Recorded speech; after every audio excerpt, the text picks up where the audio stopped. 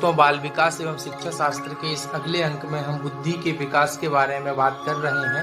तो हम बुद्धि में सृजनात्मकता का स्वरूप क्या है, किस प्रकार से सृजनात्मकता बालकों पर निर्भर होती है, वह हम देखने का काम करेंगे।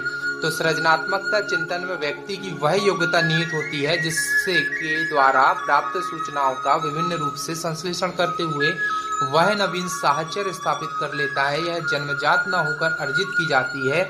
इसकी विशेषताएं निम्नांकित है।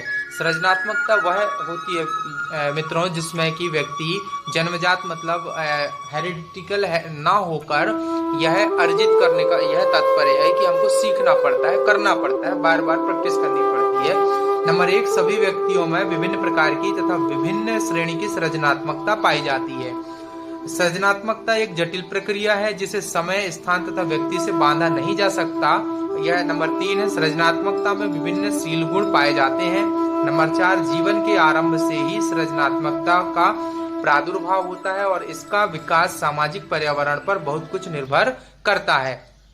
आगे देखें मित्रों, इसमें तो हम सृजनात्मकता को नापा जा सकता है। जैसे सृजनात्मकता में 4 तत्व होते हैं। निरंतरता जिसको फ्लुएंसी कहते हैं, नमनीयता जिसकी फ्लेक्सिबिलिटी कहते हैं, मौलिकता जिसको ओरिजिनलिटी कहते हैं, विस्तारता जिसको एलेबोरेशन कहते हैं। यह हमारे सृजनात्मकता के 4 तत्व हैं मित्रों। आगे देखें हम सृजनात्मक शब्द अंग्रेजी के क्रिएटिविटी का हिंदी अनुवाद है। सृजनात्मक से अभिप्राय है कि रचना संबंधी योग्यता। क्या संबंधी योग्यता मित्रों? रचना संबंधी योग्यता, नवीन उत्पाद की रचना, सृजनात्मकता का ज्ञान, सूचना तथा कौशल के क्षेत्र में पाई जाती है। नवीन तथ्यों का मतलब होता है नई जानकारियां, सिद्धांतों का प्रतिपादन, नई जो भी सिद्धांत प्रतिपादित होते हैं जिस क्षेत्र में भी होंगे, सूचना ग्रहण करने तथा कराने की नवीन प्रणालियां तथा नवीन वस्तु विचार की प्रस्तुति सृजनात्मकता के अंतर्गत आती है मित्रों। हमारे मनोवैज्ञानिक क्रो एंड क्रो के शब्दों में creativity is a mental process to express the original outcomes, अर्थात सृजनात्मकता भौतिक परिणामों को व्यक्त करने की मानसिक प्रक्रिया है।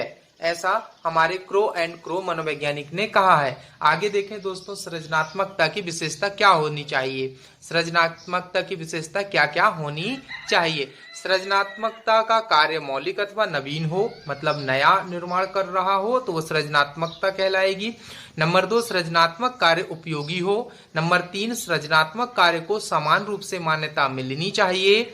नंबर 4, सृजनात्मक कार्य में 2 या अधिक वस्तुओं, तथ्यों आदि के सहयोग से नवीनता का सृजन होना चाहिए। नंबर 5, सृजनात्मक कार्य द्वारा व्यक्ति की प्रतिभा का विकास आवश्यक होना चाहिए। तो दोस्तों हम विशेषताओं को देखें, इसके बाद हम बुद्धि के विकास में सृजनात्मक बालकों की क्या क्या विशेषताएं हो सकती हैं। नंबर 1 इसमें देखें मित्रों हम प्रखर बुद्धि।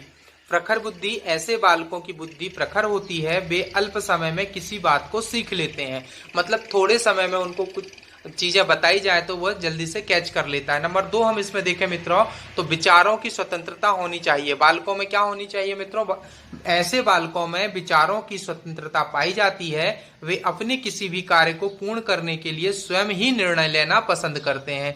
उन्हें अपने कार्यों में किसी का हस्तक्षेप पसंद नहीं आता है। आगे देखें इसमें मित्रों कार्यों में स्वतंत्रता। किसमें देखें मित्रों? कार्यों में स्वतंत्रता। ऐसे बालक नियंत्रित परिस्थितियों में कार्य करना पसंद नहीं करते हैं। उन्हें कार्य करने की स्वतंत्रता चाहिए।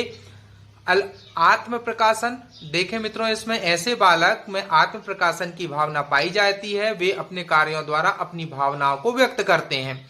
नंबर 1 हमने सृजनात्मक बालकों की विशेषता में देखे तो बालकों में कौन कौन सी विशेषताएं होनी चाहिए। एक तो प्रखर बुद्धि, विचारों की स्वतंत्रता होनी चाहिए, कार्यों में स्वतंत्रता होनी चाहिए, आत्म प्रकाशन होना चाहिए, सैद्धांतिक आदर्श होना चाहिए। ऐसे बालक सैद्धांतिक रूप से आदर्शवादी स्वभाव के होते हैं।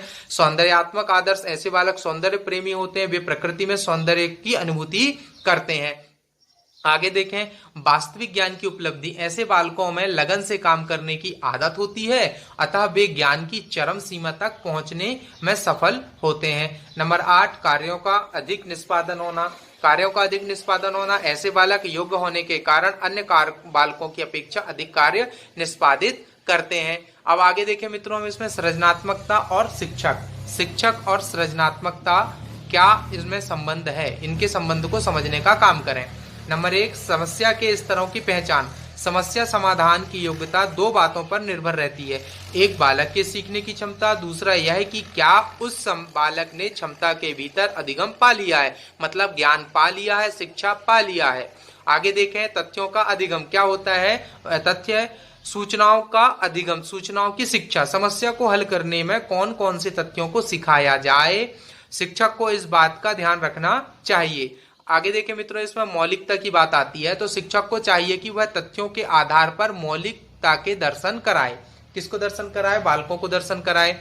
आगे देखें, 4th नंबर में हमारे पास आता है मूल्यांकन। छात्रों में अपना मूल्यांकन स्वयं करने की प्रवृत्ति का विकास करना चाहिए, क्योंकि छात्र अपना स्वयं का मूल्यांकन कर लेता है तो वह आगे चलकर अपना कार्यभार संभाल सकता है। पाठ्य सहगामी क्रियाएं। विद्यालय में मैगजीन, पुस्तकालय, वाद विवाद, खेलकूद आदि क्रियाओं द्वारा नवीन उद्भावनाओं का विकास करना चाहिए। यह बहुत जरूरी होनी चाहिए कि सृजनात्मक में शिक्षक किस प्रकार से बालकों के सहयोगी हो सकते हैं। समस्या किस तरह की पहचान करें बालकों की, तथ्यों का क्या सूचना हम दे रहे हैं बालकों को, इस बात का ध्यान रखें। मौलिकता क्या होनी चाहिए, इसकी सूचना हमें होनी चाहिए। मूल्यांकन करने के लिए बालकों को प्रेरित करें, स्वयं का कर पाए वो। और पाठ्य सहगामी क्रियाएं क्या क्या होनी चाहिए, इन सब पर हमको ध्यान देना, शिक्षक को ध्यान देना चाहिए। जैसे मैगजीन हो गया, पुस्तकालय, वाद विवाद, खेलकूद और भी जो आवश्यक सामग्रियां हैं, यह प्रोवाइड कराने का काम शिक्षक को करना चाहिए। तो दोस्तों, जो हमारे द्वारा चलाई जा रही सीरीज है बाल विकास एवं शिक्षा शास्त्र, जिसमें हम बालकों के विकास से संबंधित अनेक प्रकार की समस्याओं को पढ़ रहे हैं, समझ रहे हैं, तो यह पेरेंट्स को भी देखना चाहिए। इस सीरीज को पेरेंट्स के लिए अति आवश्यक सीरीज है मित्रों, और इससे रिलेटेड एग्जाम जो होते हैं वह उस एग्जाम के लिए भी बहुत महत्वपूर्ण सीरीज है दोस्तों। तो हमारे चैनल को लाइक करें, शेयर करें, सब्सक्राइब करें, और अंत में आपके अंदर बैठे परमात्मा को प्रणाम करता हूं। मेरा प्रणाम स्वीकार करें। धन्यवाद।